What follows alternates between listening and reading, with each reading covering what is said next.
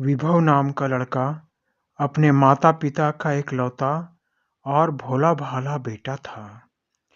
बचपन से उसने अपनी किताबों से इतनी दोस्ती कर ली थी कि वह आज के इस युग से कोसों दूर था। विभव अपने विद्यालय का लाडला और हर विषय में प्रवीण था। ऐसी कोई कक्षा नहीं थी जिसमें विभव प्रथम स्थान से पास नहीं हुआ हो। इसीलिए विभव हर शिक्षक और सहपाठी का लाडला था। एक बार की बात है, विभव का उम्र जवानी के कदम में अपने पैर रख रहा था। विभव के अंदर जवानी की तेज लहरें उठ रही थी। इन लहरों को विभव भली भांति महसूस कर रहा था, मगर वह अपने लक्ष्य और सपने को ध्यान में रखकर अपने अंदर में उठने वाले जवानी की लहरों को अनदेखा कर देता था। अपने दोस्तों के द्वारा जवानी की बातों को सुनकर विभव उन बातों को अनसुना कर देता था, क्योंकि विभव का मानना था कि हमारी जवानी के दिन खूब मेहनत करने, अच्छे से पढ़ाई करके एक सरकारी नौकरी हासिल करने के दिन हैं। अगर मैं जवानी की बातों में आ गया और मेरे जीवन में कोई लड़की आ गई, तो मैं कभी भी अच्छे से पढ़ाई नहीं कर पाऊंगा और अपने लक्ष्य सरकारी नौकरी को हासिल नहीं कर पाऊंगा। मगर समय को कुछ और ही मंजूर था। विभव के विद्यालय में एक जवान कुंवारी मैडम की नौकरी लगी थी। उसका नाम विनीता था। विनीता की सुंदरता के चर्चे खुशबू की तरह फैले थे। सभी लोग विनीता से बातें करने के लिए बहाने ढूंढते थे, लेकिन विनीता को एक सुंदर, सीधे-साधे जीवन साथी की तलाश थी। उसने अपने आप को अपने जीवन साथी के लिए बचा कर रखा था। इसीलिए वह किसी से ज़्यादा बातें नहीं करती थी। एक दिन उसने विभव को देखा। विभव के व्यवहार, गुण और सुंदरता को देखकर विनीता उसे चाहने लगी। वह विभव से बहाने करके बातें करना चाहती थी, मगर विभव लड़कियों से दूर रहता था। उसके लिए लड़कियां बाधा के समान थीं। लेकिन विनीता ने भी यह ठान लिया था कि मैं विभव से विवाह करके ही रहूंगी। हर साल की तरह इस साल भी विद्यालय में नाच का कार्यक्रम नजदीक आ चुका था। सभी शिक्षक और जवान छात्र छात्राएं विद्यालय के इस नाच के कंपटीशन में बड़े शौक से हिस्सा लेते थे। इस कार्यक्रम में हिस्सा वही लोग ले सकते थे जिसकी उम्र 18 वर्ष या उससे अधिक होती थी। विभव भी अपनी जवानी की उम्र 18 साल का हो चुका था, इसीलिए वह भी इस कंपटीशन में हिस्सा ले रहा था। विद्यालय में नाच का अभ्यास जोरों से चल रहा था। रोज इस कार्यक्रम में हिस्सा लेने वाले लोग जोर शोर से अपनी कला को दिखाने का भरपूर अभ्यास करते। धीरे धीरे दिन बीतने पर सभी लोगों को अपनी कला को बेहतर रूप से दिखाने का अंतिम दिन आ गया। आज विद्यालय में युवा छात्रों को अपने डांस को दिखाने का फाइनल दिन था। सभी प्रतियोगी अपने कला को दिखाने के लिए काफी जोश में थे। उनमें विभव भी अपना नाच प्रदर्शन दिखाने के लिए बहुत उत्सुक था। सभी प्रतियोगी अपने डांस के लिए अलग-अलग ड्रेस अपने-अपने घर से लेकर आए थे। विभव भी अपने डांस के अनुसार एक ड्रेस लेकर कंपटीशन में आया। मगर विभव से आज एक गलती हो गई। जब विभव कंपटीशन की ड्रेस पहनने के रूम में अपना ड्रेस पहनने गया, तब उसने अपने बैग में देखा कि जो कपड़े मैं पहन कर आया हूँ, उसे खोलकर बैग में रखे ड्रेस को पहनने के लिए मेरे पास कोई तौलिया नहीं है। यानी विभव के पास कपड़े बदलने का कोई साधन नहीं था और उस कमरे में कोई नहीं था जिससे विभव मदद मांग सकता था।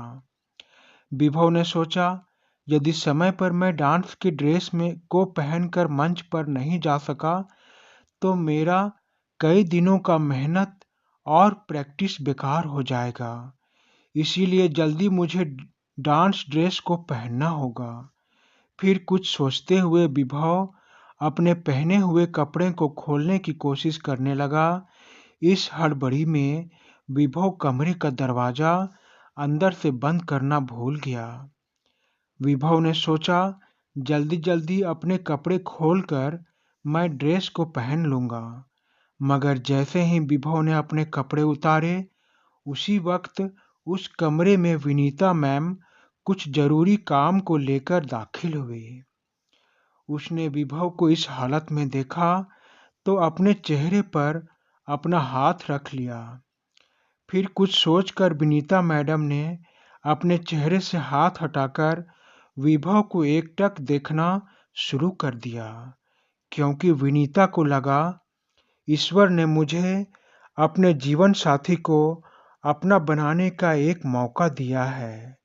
आज मैं इस मौके को नहीं जाने दूंगी। अगर आज मैंने विभव को अपना नहीं बनाया तो विभव से मेरी शादी कभी नहीं हो पाएगी और विभव जैसा हीरा मेरे हाथ में कभी नहीं आएगा।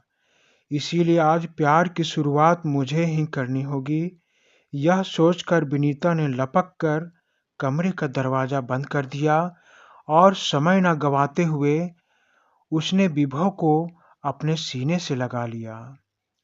एक तो विभव के शरीर पर कोई कपड़ा नहीं था, दूसरा कोई भी युवा पुरुष को जब कोई स्त्री इस हालत में पकड़ लेती है तब उस स्त्री को खुद से दूर करना और उसका विरोध करना पुरुष के लिए थोड़ा मुश्किल हो जाता है। पहले तो विभव ने विनीता को खूब विरोध किया, उसे अपने आप से दूर करने के लिए धक्के भी दिए, मगर विनीता एक पुरुष की कमजोरी जानती थी। इसीलिए वह बार बार धक्के खाने के बाद भी विभव को अपने गले से लगाती रही। 4-5 बार विनीता को धक्के देने के बाद अब विभव के हाथ विनीता को धक्का नहीं देना चाहता था। अब उसे विनीता का स्पर्श अच्छा लग रहा था। इसीलिए विभव चुपचाप अपनी जगह पर खड़ा होकर सब कुछ महसूस करने लगा। इस एहसास में उसकी धड़कनें तेज हो गई और उसे एक मीठा दर्द होने लगा। विनीता अब समझ चुकी थी कि विभव अब मेरे वश में आ गया है। आज मैं इसे इतना प्यार दूंगी कि जीवन भर यह मुझसे दूर नहीं रह पाएगा। विनीता ने अपना काम जाल विभव पर फेंका। विभव इस काम जाल में फंसकर अपने मीठे दर्द को दूर करने की कोशिश करने लगा। थोड़ी देर में दोनों के अंदर की काम ज्वाला धधकने लगी। दोनों अपने अंदर की आग को कुछ देर तक बुझाने की कोशिश में लगे रहे। थोड़ी ही देर में विभव और विनीता की काम अग्नि शांत हो गई। आज दोनों को प्यार का अनुभव हो गया था। दोनों ने एक दूसरे की आंखों में संतुष्टि के भाव देखे।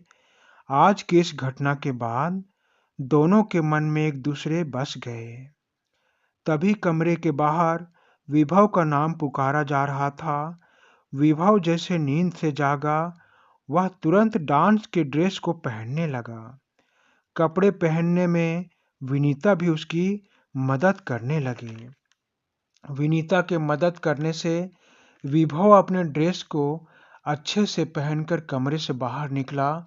वह मुस्कुराता हुआ अपने आप का बड़ा बोझ उतरा हुआ महसूस करके कंपटीशन के मंच पर आया और विनीता के प्यार में आज जो उसे संतुष्टि मिली थी, उस सुख में खोकर वह आज दिल खोलकर बिना डरे, बिना रुके ऐसा नाचा कि उसके डांस को देखकर सभी लोग उसकी तारीफ करने लगे। और कंपटीशन के अंत में विभव को अच्छा डांस करने के लिए प्रथम पुरस्कार भी प्राप्त हुआ। विभव को पुरस्कार लेते समय विनीता ने खूब ताली बजाई पुरस्कार लेने के बाद विभव विनीता से कहता है, आज यदि तुमने मुझे प्यार नहीं किया होता तो मेरे मन का वह अनजाना सा डर जो हमेशा मेरे साथ बना रहता था, वह डर आज भी बना रहता और मैं उस डर के कारण इतना अच्छा डांस नहीं कर पाता। लेकिन तुमने सही समय पर आकर मेरे मन के डर को बाहर निकाला, तभी मैं इस प्रतियोगिता में अव्वल आ पाया। इस जीत का श्रेय मैं तुम्हें देता हूँ। इसके लिए मैं तुम्हारा शुक्रगुजार रहूंगा। विभव की प्यार भरी बातों को सुनकर विनीता कहती है, विभव, तुम्हारी जीत में ही मेरी जीत है। इस जीत की जितनी खुशी तुम्हें मिली है, उतनी ही खुशी मुझे भी हुई है। लेकिन मैं चाहती हूँ कि यह खुशी हमेशा मेरे साथ रहे। क्या तुम मुझे अपनी जीवन साथी बनाओगे? क्या तुम मुझसे शादी करोगे? विनीता की बात सुनकर विभव ने अपना सिर हाँ में हिलाया। फिर कुछ दिनों में दोनों के माँ-पिता ने अपने बच्चों के खुशी के लिए विभव और विनीता की शादी खुशी से कर दी। विभव निडर होकर अपनी पढ़ाई करने लगा और उसके सपने सच हुए। फिर दोनों एक दूसरे के साथ सच्चे प्यार से जीवन बिताने लगे। उम्मीद करता हूँ दोस्तों कि यह कहानी आप सबों को पसंद आई होगी। कहानी पसंद आई है तो वीडियो को लाइक और शेयर करें। यदि चैनल पर नए हैं तो कृपया चैनल को सब्सक्राइब करें, घंटी दबाकर ऑल पर क्लिक करें, जिससे इससे भी अच्छी कहानी मैं आप सबों की सेवा में प्रस्तुत कर सकूं। धन्यवाद मित्रों, धन्यवाद।